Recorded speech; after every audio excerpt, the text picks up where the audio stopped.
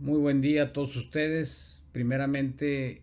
agradecer a la Fundación Valle del Lili y a la Universidad de ICESI la invitación a estar en este su magno evento, el 27º Congreso Internacional de Cardiología Cardiolili 2024, efectuarse en Cali, Colombia. Yo soy el doctor Juan José Parcero Valdés, mexicano, presidente de la AMPAC, que es la Asociación Mexicana para la Prevención de la Aterosclerosis y sus complicaciones, y vamos a hablar unos cuantos minutos para estar en tiempo sobre la actualización de la terapia no estatínica en el manejo de las dislipidemias.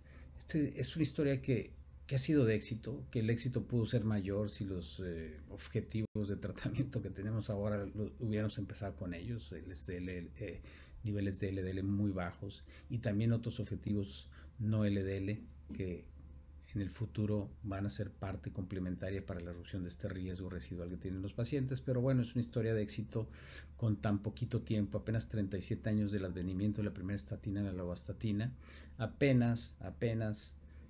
25, 28 años del advenimiento de las estatinas de alta potencia, la torvastatina en 1996 y la rosuvastatina en 2003, hace apenas 21 años, y vean cómo ustedes en tan poco tiempo hemos logrado tanto, y eso con un uso que no ha sido en la vida real el uso más adecuado de estos fármacos, que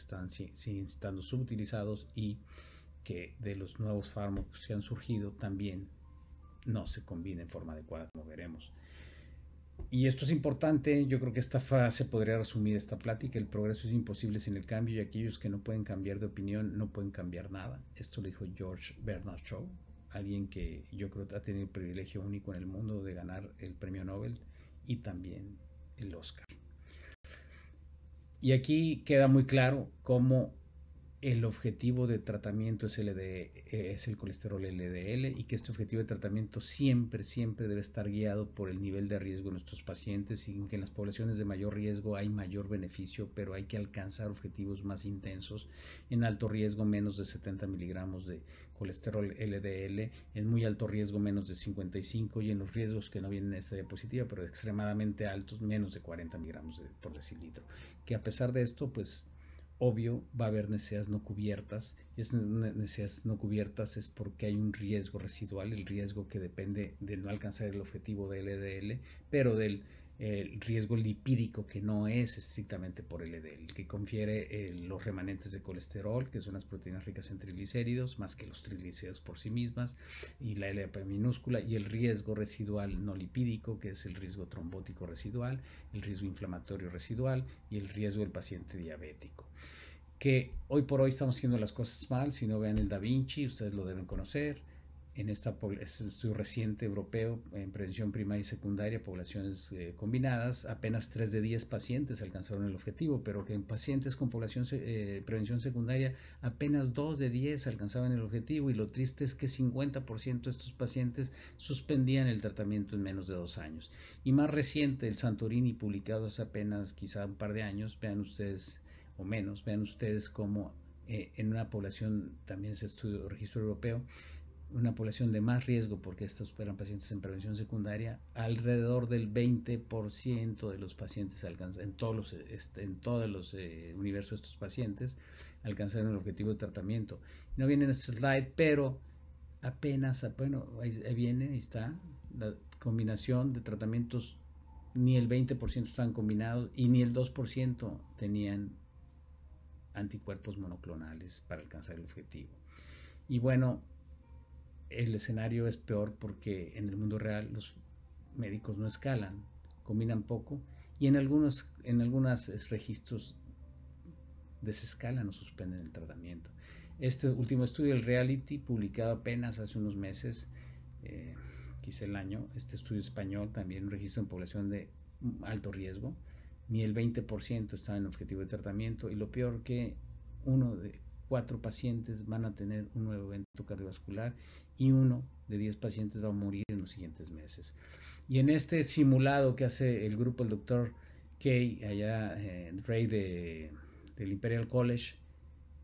y que lo publica en febrero del año 22 en el European Heart Journal, y hace una propuesta prácticamente para enmienda, en el fondo es eso, de las guías, que tenemos que aprender a evaluar el riesgo del paciente o tomar el riesgo cardiovascular del paciente como la base para definir el tratamiento. Y en las poblaciones de muy alto riesgo, de entrada hay que combinar, hay que olvidarnos de escalar estatinas de potencia alta, de dosis baja a dosis alta. Hay que combinar de entrada cuando el paciente está en la hospitalización por el evento agudo. Y en las poblaciones de riesgo extremadamente alto hay que ir por la triple combinación. ¿Por qué? Porque en esta simulación no fue hasta que se combinó un anticuerpo monoclonal que se logró que el 90% de los pacientes estuvieran en objetivo de tratamiento, porque con la combinación de estatina y ezetimibe el 48% de los pacientes estaban en objetivo. Si bien es cierto que el colesterol LDL es el más importante factor causal, que es distinto de riesgo, lo consideramos de riesgo, pues un factor causal, existe un riesgo lipídico y no lipídico, que ya lo platicamos.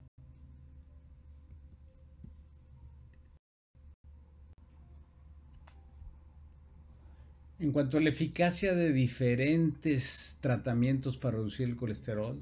que ya hemos comentado su impacto en los desenlaces cardiovasculares, esta diapositiva lo ejemplifica bastante resumido y bien. Las estatinas de alta potencia, dosis alta, reducciones alrededor del 50%, un poco más, en el colesterol LDL, y con eso un impacto favorable en la reducción de desenlaces cardiovasculares en prevención primaria y secundaria. Ezetimibe con una reducción adicional de 20%, con también estudios ya vieron, veremos el IMPROVE-IT de desenlaces cardiovasculares.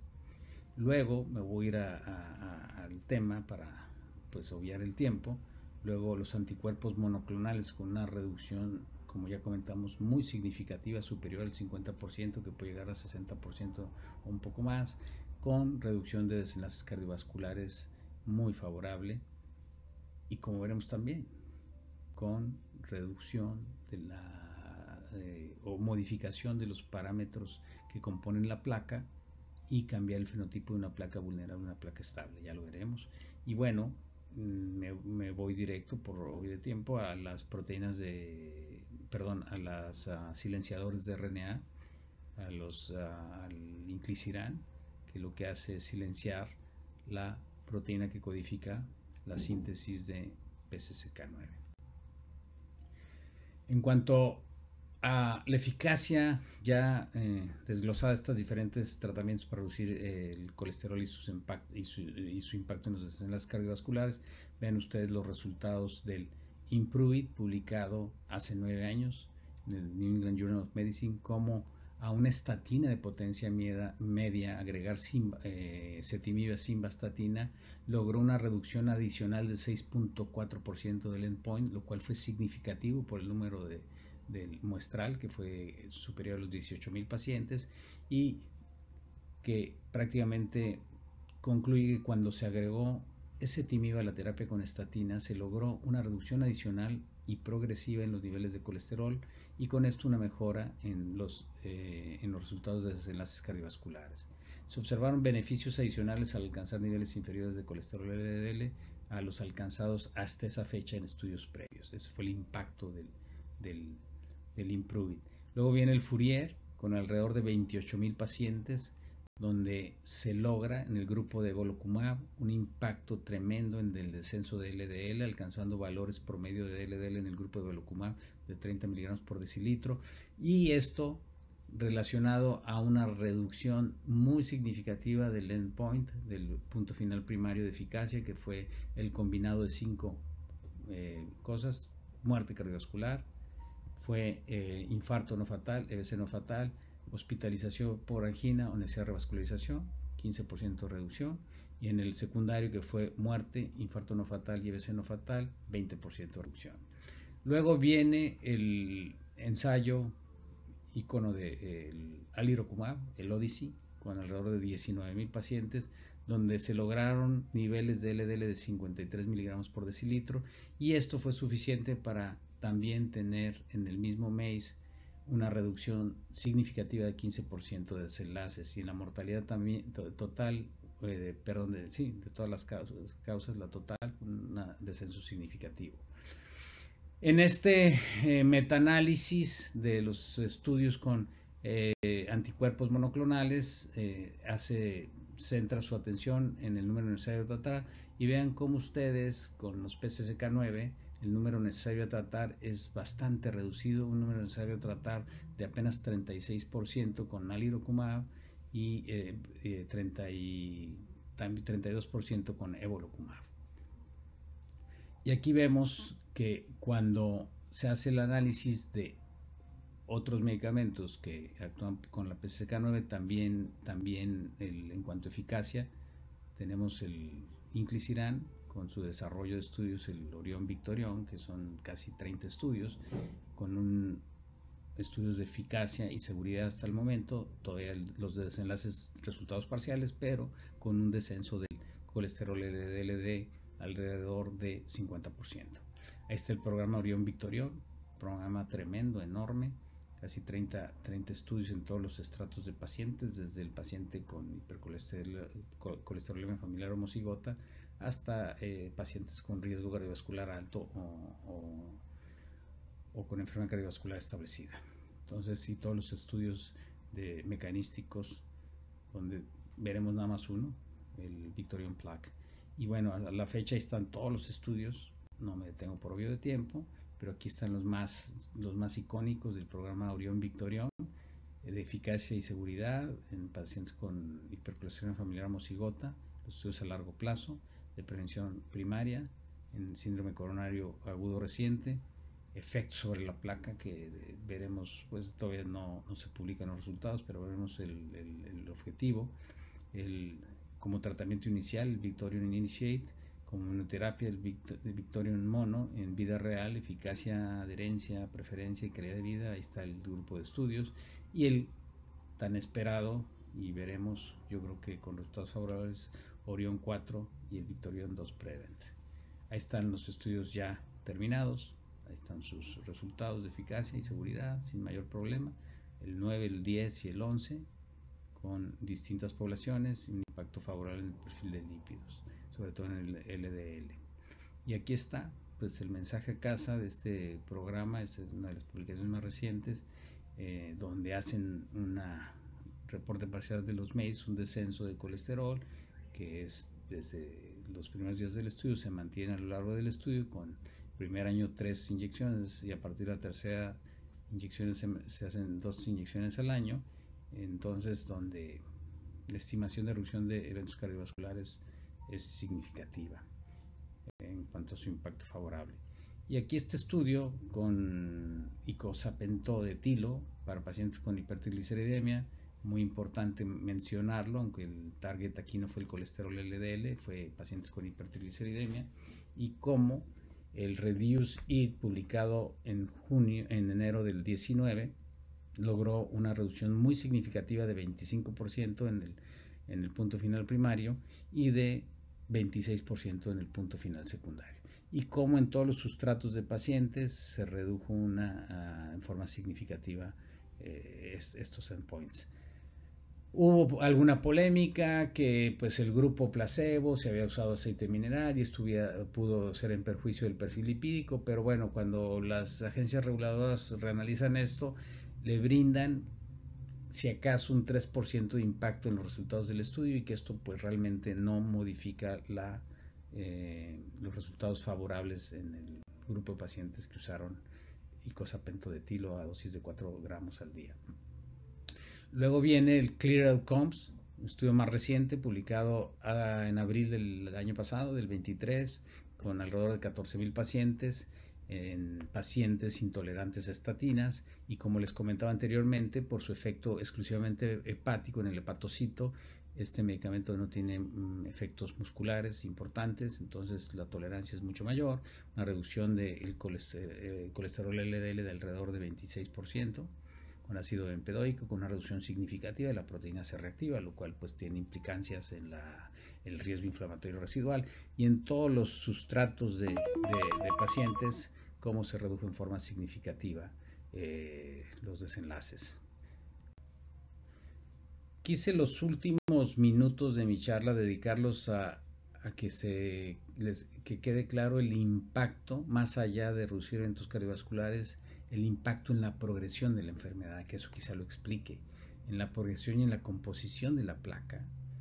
¿sí? Bajar colesterol LDL lo más bajo que se pueda, con el mecanismo que sea, estatinas, combinaciones, medicamentos nuevos, anticuerpos, ya lo veremos con inclisiran y con los nuevos que vienen atrás de ellos. Aquí lo importante es ver que hay una reducción en el volumen total de ateroma en todos los estudios, con estatinas solas, con combinación. Este otro ensayo, el Huygens, evaluó el efecto de evolocumab en el fenotipo de la placa, es decir, los componentes de la placa, cómo cambiaron, van a ver, y la carga de placa en pacientes que entraban por un infarto del miocardio y ya venían tratados con estatinas, y cómo reducciones sostenidas en el colesterol LDL condicionan cambios en la composición de la placa, no nada más en el volumen de la placa, y cómo el uso de estatinas de alta intensidad más un anticuerpo monoclonal, el evolocumab en este caso, logró reducciones tan importantes del LDL que el valor que fue de 23 a 28 miligramos por decilitro. Como realmente no hay impacto, ¿sí? Negativo de esto, al contrario, vean ustedes cómo hubo regresión de la placa, hubo regresión del núcleo lipídico e incremento de la cápsula fibrosa. Es ahí donde el fenotipo de la placa cambia, y de una placa inestable que ocasionó la entrada del paciente al síndrome y el desarrollo del síndrome coronario agudo, la entrada al hospital, cómo esa composición de placa se cambia y la convierte fenotípicamente de una placa vulnerable a una placa estable. Ahí está, vean ustedes las imágenes, no me detengo por tiempo. Este otro estudio publicado también en forma reciente en JAMA, valora el efecto del alirocumab ahora, agregado a estatina de alta intensidad, es el estudio Pacman-Amy Trial, también muy parecido. 300 pacientes se aleatorizaron, 148 finalmente al alirocumab, 152 a placebo.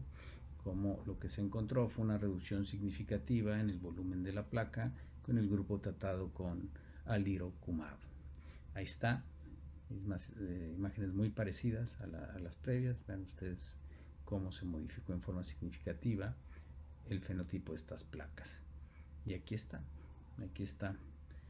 cómo se modifica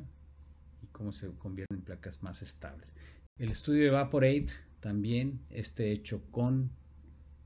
icosa pentodetilo, exactamente lo mismo. Este estudio fue hecho en pacientes con triglicéridos elevados en terapia con estatinas, y fue un estudio que evaluó la progresión de la aterosclerosis coronaria con angiotomografía de alta resolución. Y ven ustedes cómo el fenotipo de la placa se cambia, y de una placa más vulnerable con mayor contenido lipídico se reduce el contenido lipídico, hay regresión de la placa y hay incremento de la cápsula fibrosa. Finalmente, el estudio que les comentaba, el Victorian Plaque, este estudio pretende mostrar lo mismo con inclisiran. Es un estudio que está en fase 3B, 2 años, se estima publicar en julio de 25, y el endpoint primario va a ser el cambio porcentual en el volumen total de ateroma en los pacientes participantes con enfermedad coronaria no obstructiva, sin eventos cardiovasculares previos y con dosis máxima de estatina. Finalmente, para terminar en tiempo, los mecanismos de terapias dirigidas a objetivos lipídicos. Aquí puede resumir esta publicación de Tokgosoglu y el Dr. Levy, reciente, en el 22 también en el Journal Europeo. Ven ustedes cómo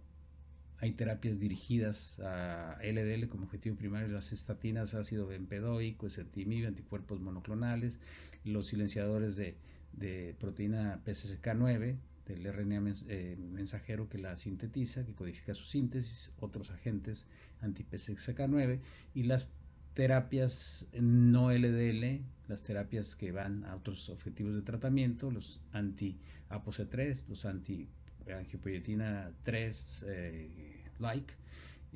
los anti-APO o miméticos anti-APO1, perdón, y los anti-LPA minúscula. Y bueno, esta era apenas está en su fase inicial. Yo digo, apenas estamos por conocer muchas cosas más. No hay tiempo de hablar de la vacuna ni la edición genética por CRISP, que serán pues prácticamente tratamientos que puedan cambiar la perspectiva que tenemos de la enfermedad. Y para terminar en tiempo, La enfermedad cardiovascular como mensaje para llevar a casa necesita ser reformulada. Esa debe ser considerada el cáncer de las enfermedades cardiovasculares, la enfermedad cardiovascular aterosclerótica. Es una enfermedad progresiva, silenciosa, acumulativa y de acción urgente para reducir sus consecuencias, la principal causa de muerte del mundo. Y esa etiqueta de tener enfermedad cardiovascular debe estar en el historial clínico de los pacientes y tener el mismo peso que en una historia clínica tiene el cáncer de cualquier tipo, sobre todo los cánceres malignos, y los pacientes deben ser informados de lo mismo, y tenemos que aprender a ver el colesterol LDL y los objetivos no LDL como necesidades urgentes de tratamiento. Agradezco mucho su atención. Nada más me queda invitarlos a nuestra primera reunión internacional para educación médica continua, obesidad o diabesidad, su origen, comorbilidades y complicaciones. Ahí está la fecha y pueden escanear ahí para el registro y el programa. Muchas gracias.